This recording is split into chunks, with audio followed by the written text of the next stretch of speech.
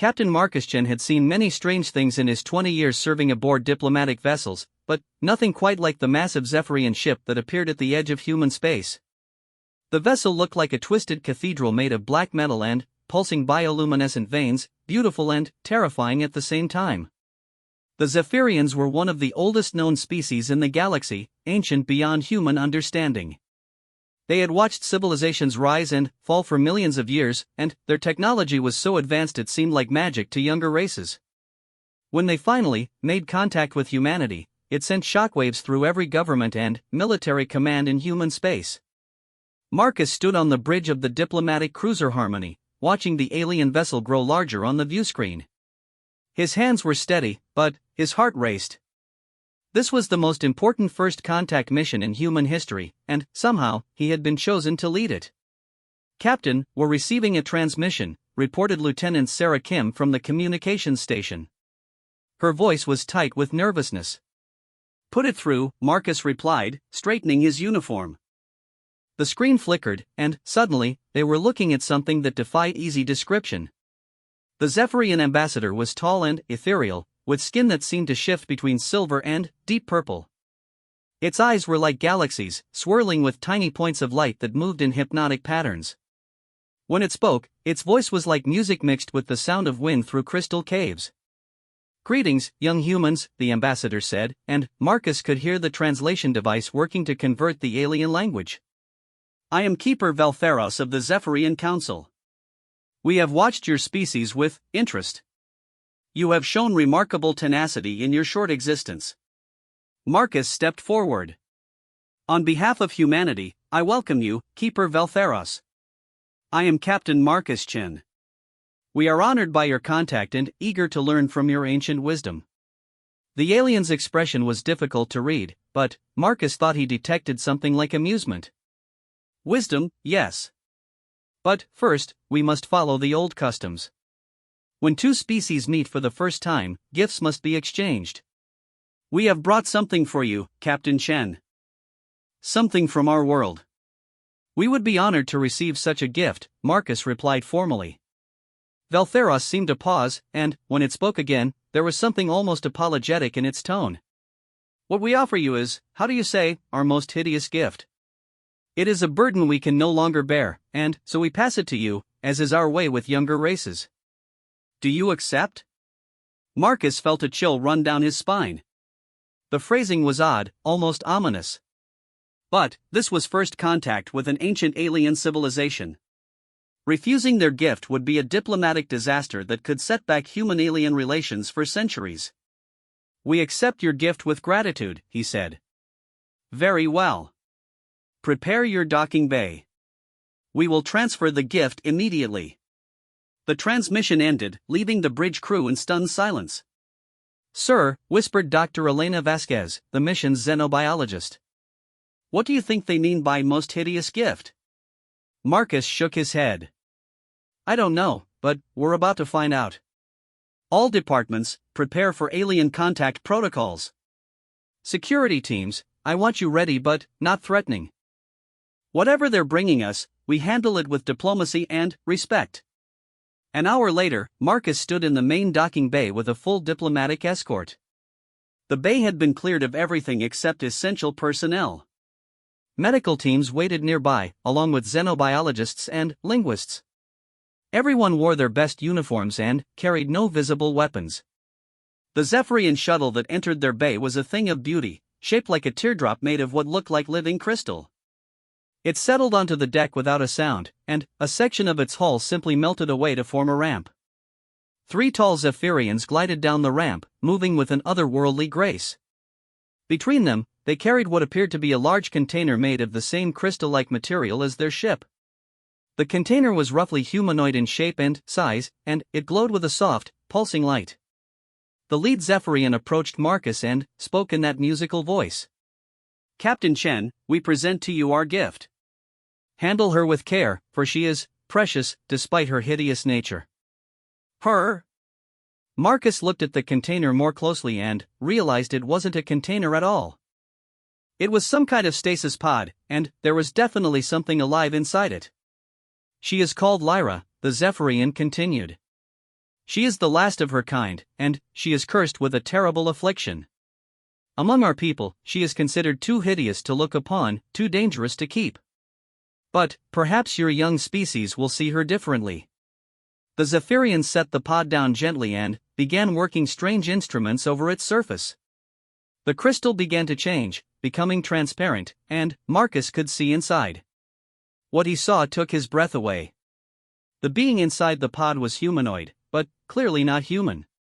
Her skin was pale blue-white, like starlight, and covered in intricate patterns that seemed to shift and move like living tattoos. Her hair was long and silver, floating around her head as if she were underwater. But it was her face that truly captivated him. She was beautiful. Not just beautiful in an alien way, but genuinely, breathtakingly lovely. Her features were delicate and perfect, with high cheekbones and full lips. Even in stasis, there was something peaceful and serene about her expression. "Hideous?" Marcus whispered, unable to hide his confusion.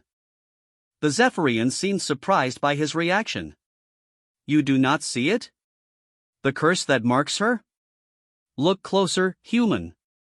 Marcus looked again, studying every detail of the sleeping figure.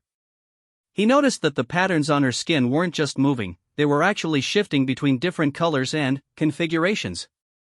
Sometimes they looked like star charts, sometimes like flowing water, sometimes like abstract art. Her hair, too, seemed to contain tiny points of light, like a personal galaxy. "I see the patterns," Marcus said slowly. "They're beautiful. What exactly is the curse you speak of?" The Zephyrian's expression was difficult to read, but Marcus thought he detected genuine puzzlement. "She is a star weaver, the last of an ancient bloodline. The curse makes her unpredictable. Dangerous. The patterns you see are manifestations of cosmic forces that she cannot control. When she is awake, she sees things that others cannot see. She speaks of places that do not exist. She reaches for stars that are not there." The alien paused, studying Marcus's face carefully. "Among our people, this is considered a grave mental affliction. She is mad, Captain Chen. Completely and utterly insane. That is why we consider her hideous, not her physical form, but the broken state of her mind." Marcus felt a surge of something he couldn't quite identify. Anger, maybe, or protective instinct. "And you're just giving her away? Like she's a piece of broken equipment?" "It is our way," the Zephyrian replied, though it sounded slightly defensive. "When we encounter something we cannot fix, we pass it to younger species. Perhaps you will find a use for her, or perhaps you will dispose of her as you see fit. She is your burden now." The stasis pod finished its transformation sequence and opened with a soft hiss. The blue-skinned woman inside drew a deep breath and slowly opened her eyes. Her eyes were the most remarkable thing about her.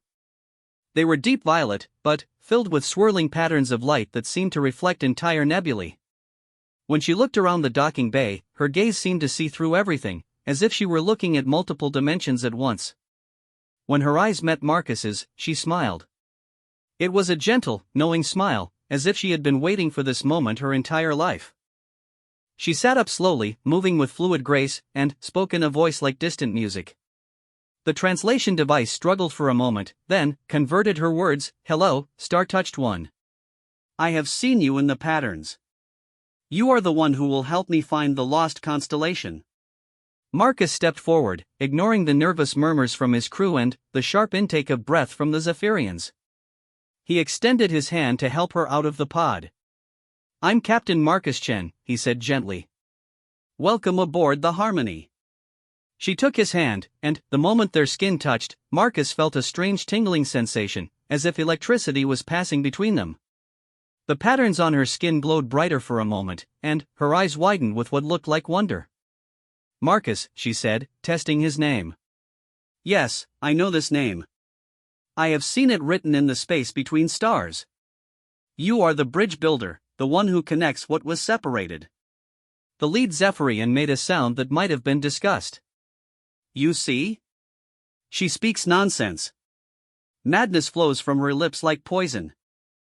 We have tried for centuries to cure her, but she only grows worse with time."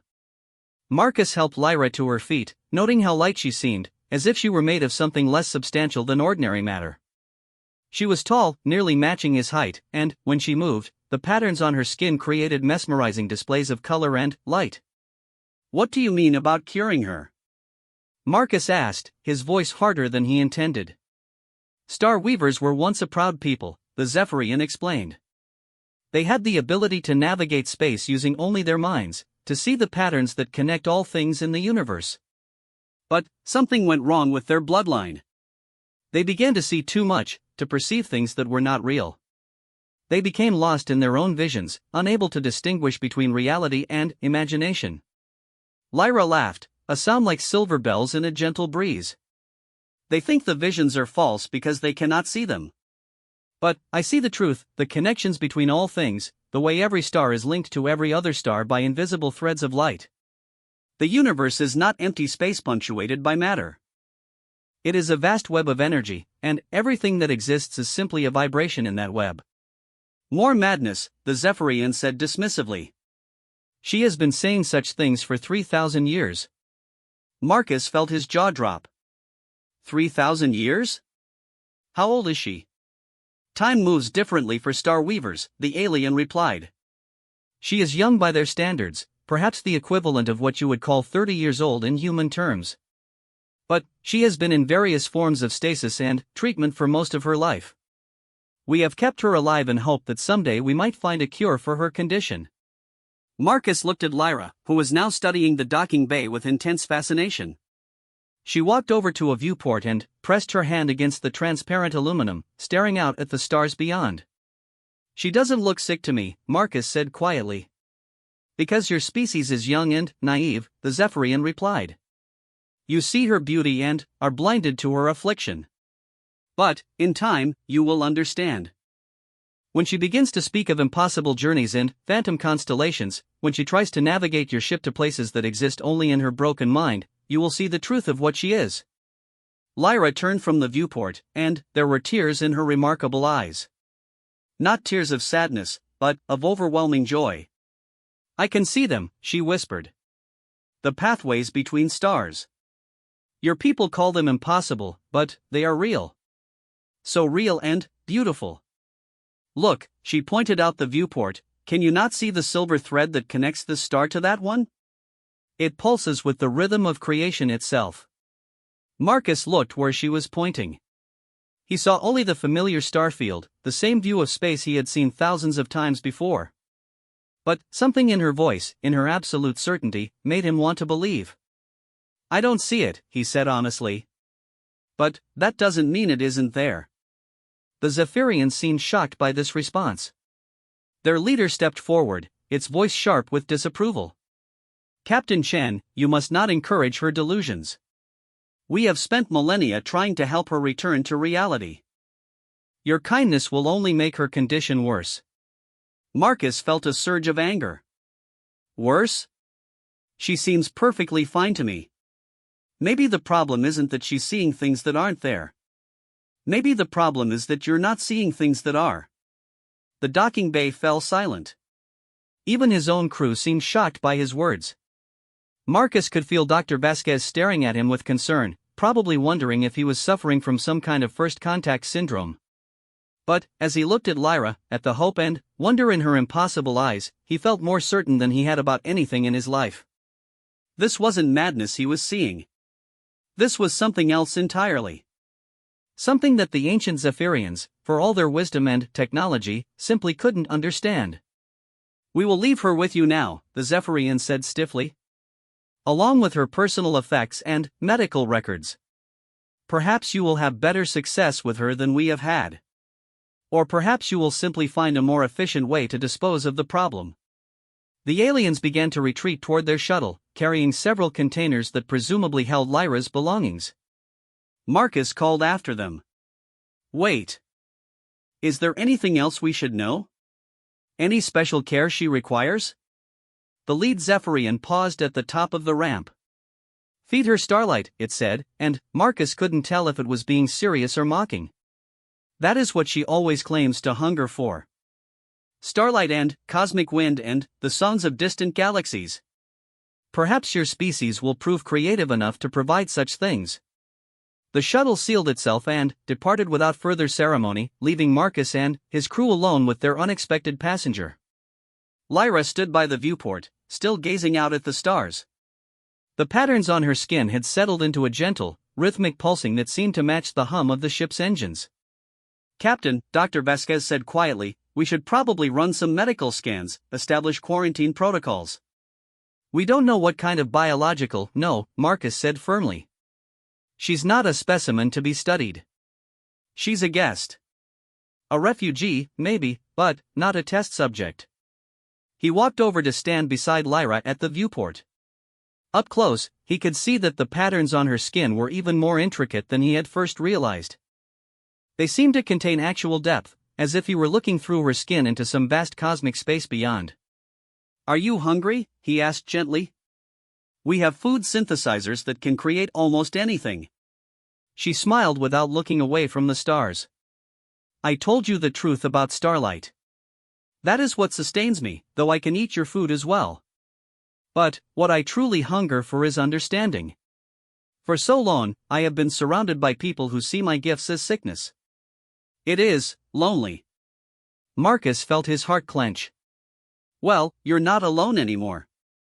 And, on this ship, we don't consider seeing things differently to be a sickness. We call it innovation."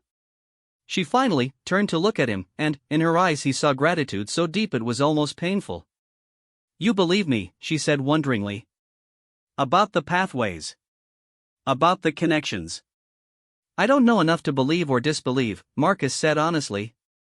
"But I'm willing to learn. Will you teach me?" For the first time since emerging from the stasis pod, Lyra looked truly happy. The patterns on her skin brightened, and, for a moment, Marcus could have sworn he saw something else, a flicker at the edge of his vision, like silver threads connecting the stars outside the viewport. "Yes," she said. "Oh yes, I will teach you everything. But, first, we must prepare. There is so much to do, so many places to see. The lost constellation is calling, and we must answer." Marcus had no idea what she meant by lost constellation, but, as he looked into her incredible eyes, he knew he was going to find out. Whatever the Zephyrians considered hideous about this remarkable being, he couldn't see it.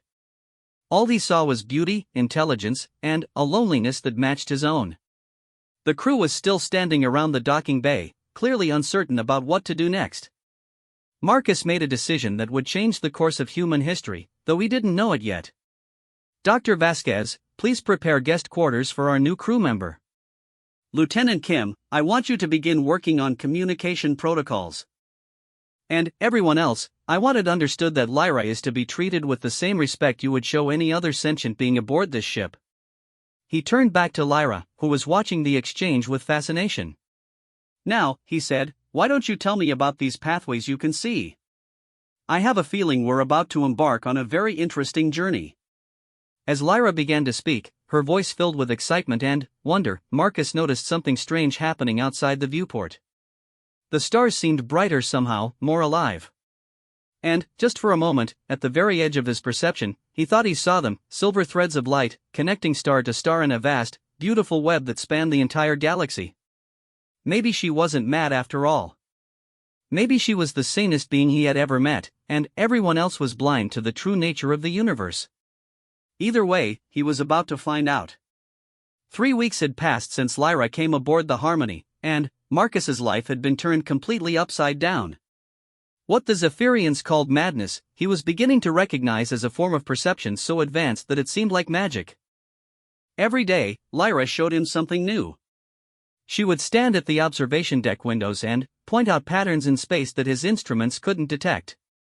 She would describe the songs of different stars, claiming that each one had its own unique frequency that told the story of its birth and death. Most remarkably, she could predict stellar phenomena with uncanny accuracy, solar flares, gravitational anomalies, even the appearance of previously unknown celestial objects. "Captain," Dr. Vasquez said during their morning briefing, "I've been analyzing the astronomical data for the past 3 weeks. Lyra's predictions have been correct 97% of the time."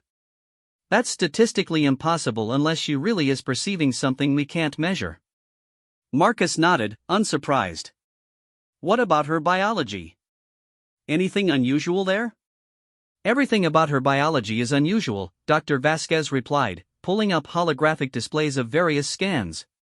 Her cellular structure contains elements I can't identify. Her brain activity shows patterns I've never seen before. And her DNA. Captain, I don't think it's entirely biological. Some of it appears to be made of some kind of crystalline matrix that resonates with quantum fields.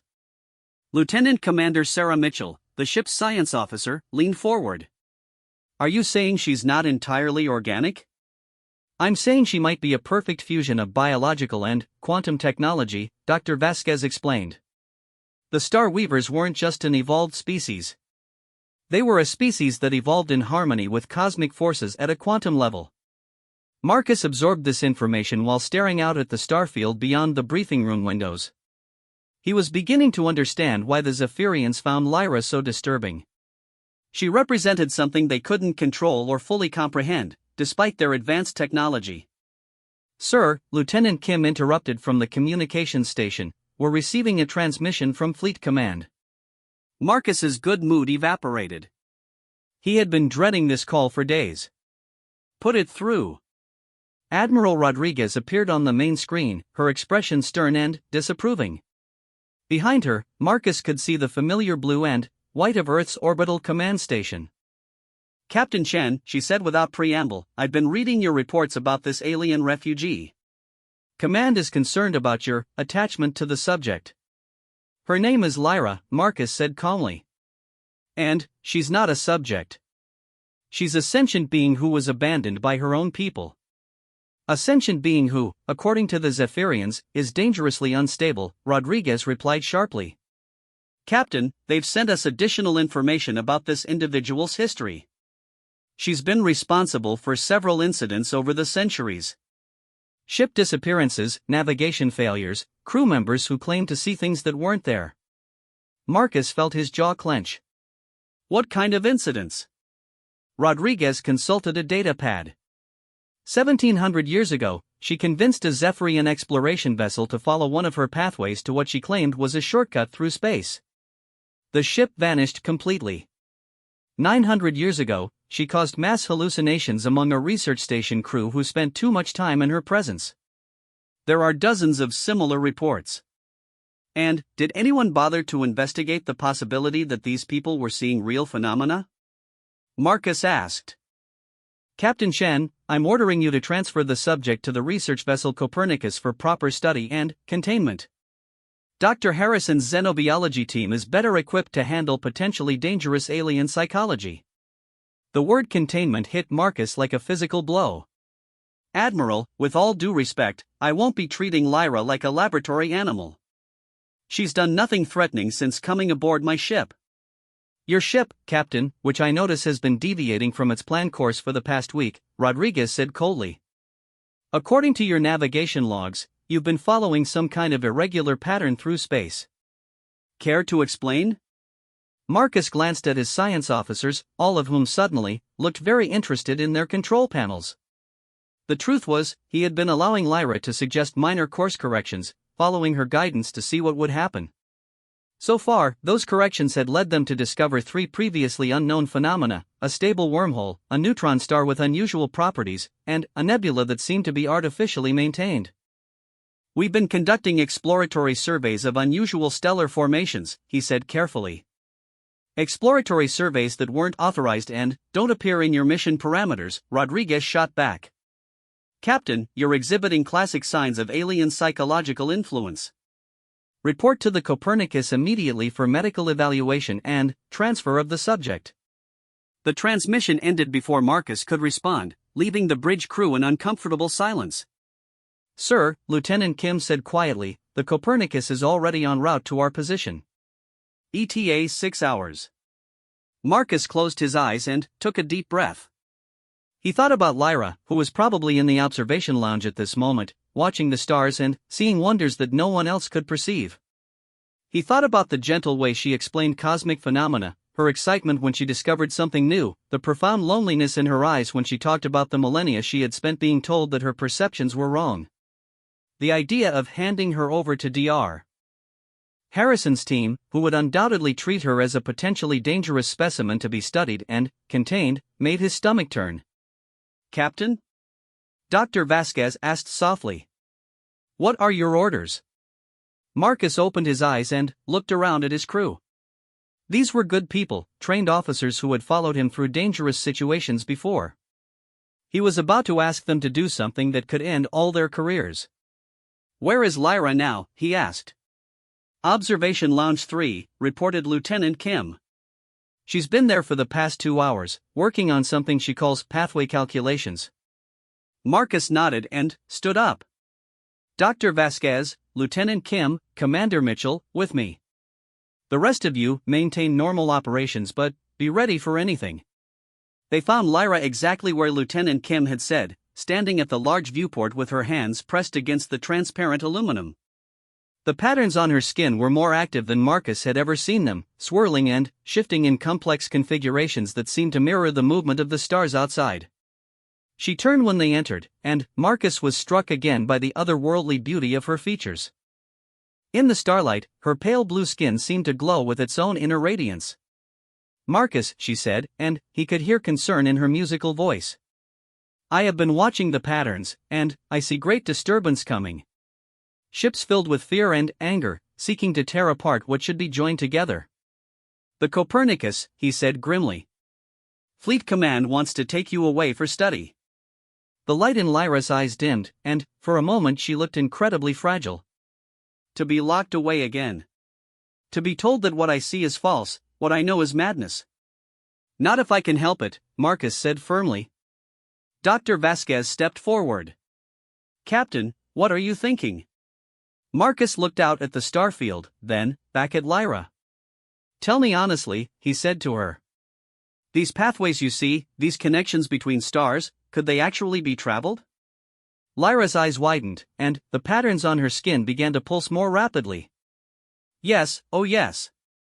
But it requires perfect navigation, perfect understanding of the cosmic flows. One mistake, one moment of doubt, and a ship could be lost between dimensions forever. But it's possible? For those who can see, she said softly. For those who believe. Marcus made his decision. He turned to his officers, all of whom were staring at him with a mixture of shock and anticipation. I'm officially relieving myself of command, he said quietly. What I'm about to do is not an order from a superior officer. It's a request from someone who believes we're about to witness something extraordinary. Commander Mitchell stepped forward. Sir, what exactly are you asking us to do? I'm asking you to help me give Lyra a chance to prove that she's not insane, Marcus said. I'm asking you to trust that sometimes the most remarkable discoveries come from following paths that everyone else considers impossible. Dr. Vasquez was the first to speak. Count me in. Lieutenant Kim nodded. Me too, sir. Commander Mitchell took longer to decide, but finally smiled. Well, I've always wanted to see something truly extraordinary. What's the plan? Marcus turned back to Lyra. Show us, he said. Show us these pathways you can see. Take us somewhere that will prove to everyone that you're not mad. Lyra's entire being seemed to light up with joy and excitement. There is a place, she said, her voice filled with wonder. A place the Zephyrians declared impossible, a constellation that exists between dimensions. It was lost long ago when the ancient peoples stopped believing in it. But I have seen it in the deepest patterns, calling out across time and space. She moved to the navigation console, her hands dancing over controls she had never been trained to use but somehow understood perfectly. It will require a journey through the heart of a stellar nursery, she continued, following currents of dark matter that flow like rivers through space.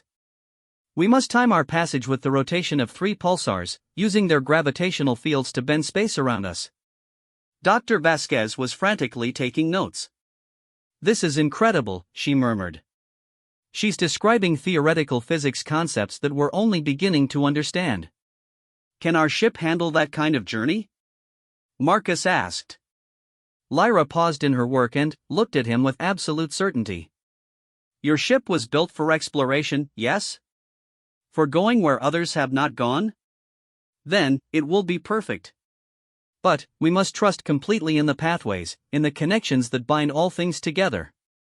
Lieutenant Kim looked up from her station. Sir, I'm detecting the approach of the Copernicus. Still about 4 hours out. Marcus nodded. Then, we'd better get started. Lyra, plot your course. Commander Mitchell, can you reroute power to the navigation systems without triggering automatic alerts to Fleet Command? Already on it, Mitchell replied, her fingers flying over her controls. We'll have about 6 hours before they notice we're off the grid. As the crew worked to prepare the ship for whatever journey Lyra had planned, Marcus found himself standing beside her at the navigation station. The calculations she was entering were unlike anything he had ever seen, not just numbers and coordinates, but complex patterns that seemed to incorporate art, music, and mathematics all at once. Are you afraid? She asked quietly, without looking up from her work. Terrified, Marcus admitted. But also more excited than I've been in years. What will we find in this lost constellation? Lyra smiled, and, for a moment, the patterns on her skin formed what looked like a map of stars. Truth, she said simply. We will find truth, and beauty, and proof that the universe is far more magical than anyone imagines. She finished entering the navigation data and turned to face him. Are you ready to see the cosmos as it truly is, Marcus-chan? Are you ready to follow the pathways between the stars? Marcus looked around at his crew, all of whom were watching him with trust and anticipation.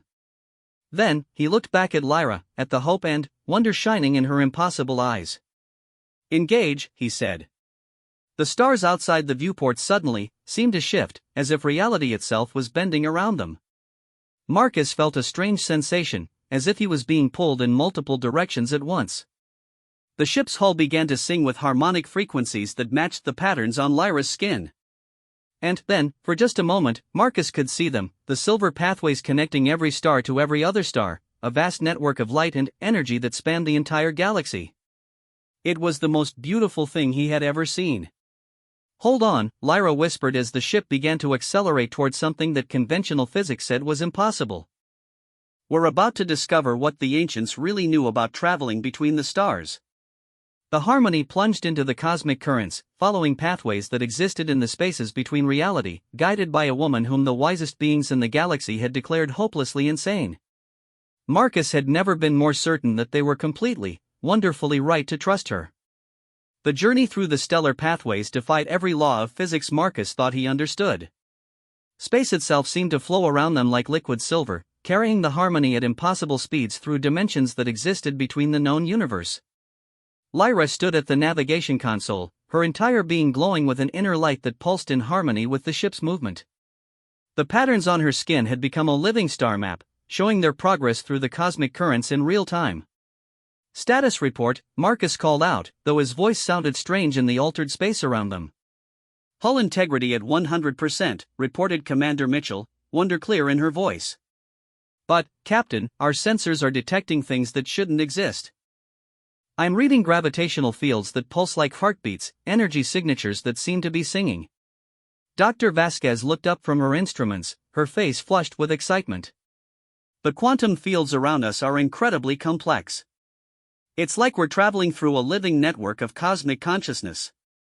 Through the viewports, Marcus could see that normal space had been replaced by something far more beautiful.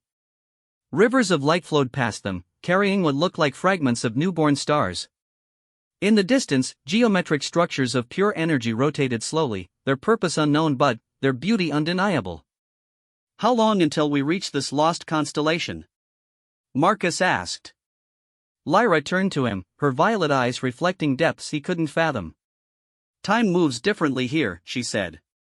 In one sense, we have been traveling for hours. In another sense, we have always been traveling, and always will be. But our destination grows near. She pointed ahead, and Marcus gasped at what he saw. A massive structure was forming in the distance, built from what appeared to be condensed starlight and crystallized time. It was a space station, but one designed according to principles that human science had never imagined. The heart of Arathel, Lyra whispered, her voice filled with reverence. The lost constellation of the first builders. It has been waiting here between dimensions for 1,000,000 years, hoping that someone would remember how to find it. As they approached the station, Marcus could see that it was inhabited. Beings of light moved along its crystal corridors, and ships unlike any he had ever seen docked at its spiral arms. Some of the vessels looked familiar though, wasn't that Zephyrian design? And, there, what appeared to be ancient human symbols. Lyra, he said slowly, who are the first builders? She smiled, and, in that expression he saw the weight of eons of knowledge. They were the ancestors of all spacefaring species, Marcus. The ones who first learned to travel the pathways between stars. They built this place as a refuge, a library, a meeting point for all who would come after them. The Harmony docked with the station through some process Marcus didn't understand. The crystalline structure simply grew around their ship, forming a perfect seal that allowed them to disembark without spacesuits. As they stepped onto the station, Marcus felt a sensation unlike anything he had ever experienced. The air itself seemed alive, filled with microscopic lights that danced around them.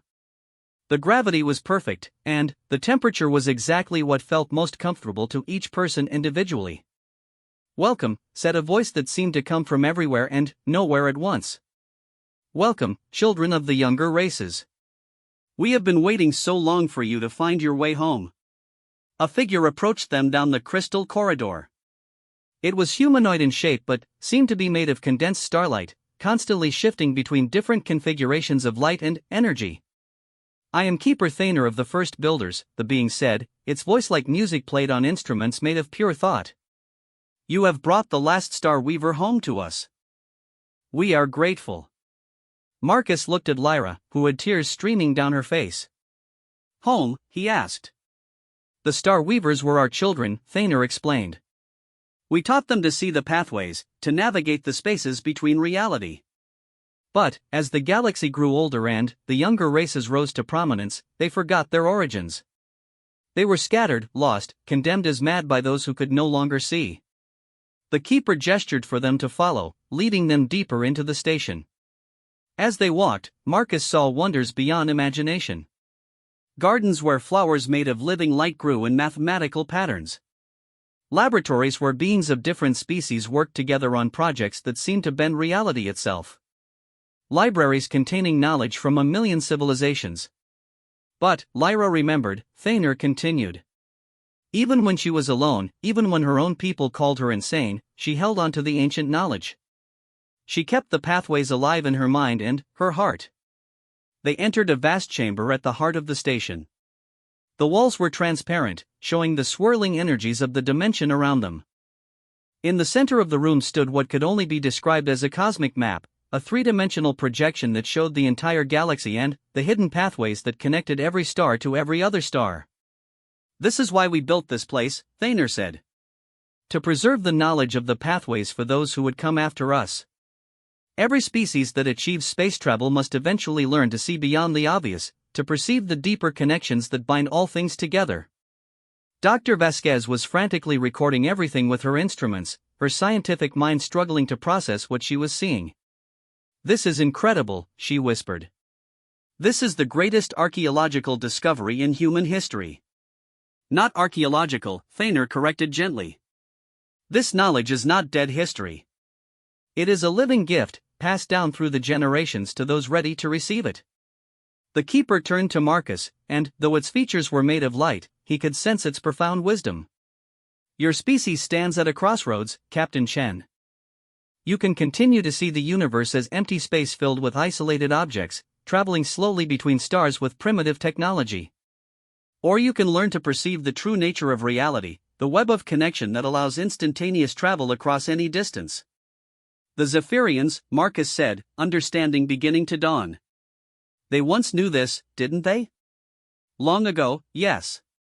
But they chose to forget, to focus on controlling and cataloging rather than understanding and connecting. That is why they see Lyra's gifts as madness, because acknowledging her abilities would mean admitting that they have lost something precious." Lyra stepped forward, her patterns now synchronized with the cosmic map around them. "I have brought them here not just to show them the pathways," she said to Thaner, "but to prove that humanity is ready for this knowledge." She turned to Marcus, and, in her eyes he saw infinite possibility.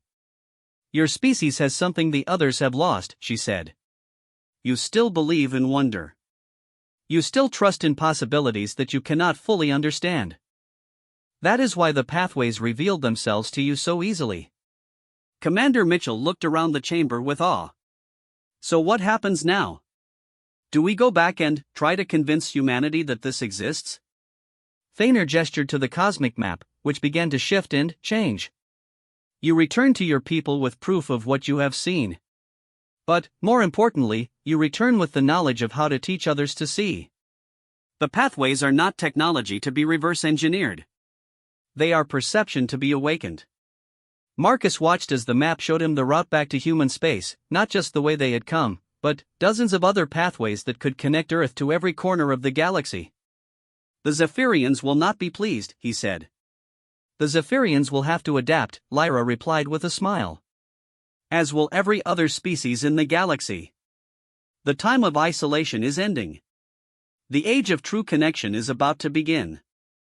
Thaner approached Lyra and placed what might have been a hand on her shoulder. You have done well, little sister. You preserved the ancient knowledge through the long darkness, and now you will help kindle new light among the stars. The keeper then turned to Marcus. And you, Captain Chen, you saw beauty where others saw only madness. You trusted wonder over fear. Your species will need leaders like you in the times ahead. As they prepared to leave the heart of Arathal, Thaner gave them gifts, crystalline devices that would help others learn to perceive the pathways, and star maps showing safe routes through the cosmic currents. Remember, the Keeper said as they boarded the Harmony, the universe is not a cold, empty place dotted with isolated islands of life. It is a living web of connection, where every thought and action resonates across infinite distances. Teach your people to see this truth, and they will never be alone among the stars again. The journey back to human space took only moments, though by conventional physics it should have required years. The Harmony emerged from the stellar pathways in the exact spot where they had started, arriving just minutes before the Copernicus reached their coordinates. Captain Chen, came Admiral Rodriguez's voice over the communication system, explain your ship's position immediately. Marcus looked at his crew, all of whom were grinning with the shared knowledge of what they had experienced. He looked at Lyra, who stood by the viewport watching the approaching research vessel with calm confidence. Admiral, he said, I have some rather extraordinary things to report. The transfer meeting took place aboard the Copernicus, with Dr. Harrison's xenobiology team eagerly waiting to take custody of their new specimen. But, when Lyra walked into the conference room, she was accompanied by Marcus and his crew, all of whom carried recording devices and data storage units. Dr. Harrison, Marcus said formally, I'd like to present you with the most important scientific discovery in human history. What followed was 6 hours of the most intense debriefing session in Fleet Command's records. Marcus and his crew presented sensor readings, navigation logs, and visual recordings that defied conventional explanation. Dr. Vasquez's biological scans of the station inhabitants alone were enough to revolutionize xenobiology. But, it was Lyra herself who provided the most convincing evidence. Standing before a room full of skeptical scientists and military officers, she used her abilities to demonstrate the existence of the pathways. She showed them gravitational anomalies that their instruments couldn't detect, predicted stellar phenomena with impossible accuracy, and, finally, projected a portion of the cosmic map directly into their minds. For a few brief moments, every person in that room could see the universe as Lyra saw it, not empty space, but a living network of light and connection spanning the entire galaxy. The silence that followed was profound. Dr. Harrison, who had entered the meeting eager to study what he considered a dangerously unstable alien, was the first to speak. My God, he whispered. It's all real. Everything she sees is real. Admiral Rodriguez, her military training warring with the evidence before her eyes, finally asked the question everyone was thinking, what do we do with this knowledge? Marcus stood up, his voice calm and confident. We learn, he said. We teach. We explore. Lyra has offered to help us establish a training program to teach others how to perceive the pathways. Humanity is about to become a true spacefaring civilization, not just a species that happens to travel between stars.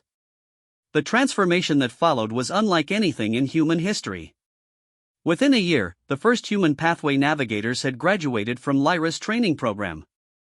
Within 5 years, human ships were traveling instantaneously across the galaxy, following routes that had been hidden for millennia. The Zephyrians, faced with undeniable proof that they had been wrong about Lyra, were forced to reconsider their entire understanding of cosmic navigation.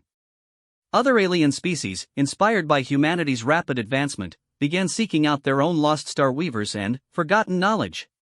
But, perhaps the most profound change was in how beings throughout the galaxy viewed connection itself. The old model of isolated civilizations struggling alone in the darkness gave way to a new understanding of cosmic community. The pathways didn't just connect stars, they connected minds, cultures, and dreams. Lyra, no longer considered the most hideous gift but recognized as the most precious teacher, established a new heart station in human space. It became a gathering place for beings from across the galaxy who sought to learn the ancient arts of true navigation. Marcus often found her there, standing at the observation decks and watching new students take their first tentative steps along the pathways between stars. She had become more beautiful than ever, her patterns now synchronized with the cosmic flows that surrounded the station. "Do you regret it?" she asked him one day as they watched a mixed crew of humans, Zephyrians, and other species successfully navigate their first pathway jump. "Regret what?" Marcus replied.